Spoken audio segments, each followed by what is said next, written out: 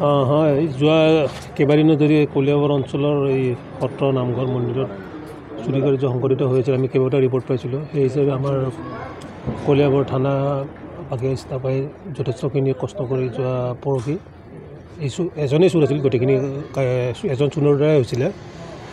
তেওঁক কাৰায়ত্ব কৰা হৈছে আৰু তেওঁ সোধ পোছ কৰাৰ অন্তত আমি আটাইকেইটা নামঘৰতে কিছু অংশ হ'লেও কিছু বস্তু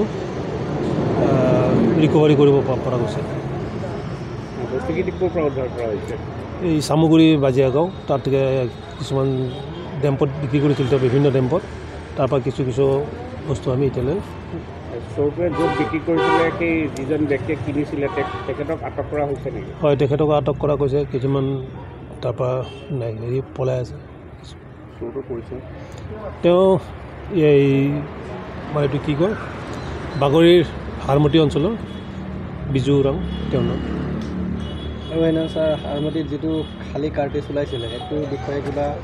হয়, এইটো খালী ফায়াৰ কাৰ্টি যিটো বিষয়ে আমাৰ তদন্ত চলি আছে। এইটো জখলাবন্ধা থানাত ইতিমধ্যে এইটো এটা মুংগুচি হৈছে, তাৰো তদন্ত চলি আছে। এইটো ব্যৱস্থা কৰিছে। কৰিটোল শ্ৰী কৌতিপা বগাজন সত্ৰৰ যোৱা 3 তাৰিখ মঙলবাৰে দিনা ৰাতি আমাৰ চুৰ কৰিলে মূল মন্দিৰৰ পৰা। তাত তেখেতসকলে চোৰে বিভিন্ন সোণৰ এটা বাঁহী, তামৰ থালি 3খন, কাঁহৰ থালি এখন, কাঁহ এখন আৰু গছা, এই সকলো সম্পদ লৈ গুচি গৈছিল।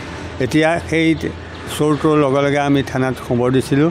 খবৰ দিয়াৰ লগে SDPO ছাৰ আৰু OC ছাৰে বহুত চেষ্টা কৰিছিল, কৰি আহি আজি চোৰটো ধৰা পৰিছে।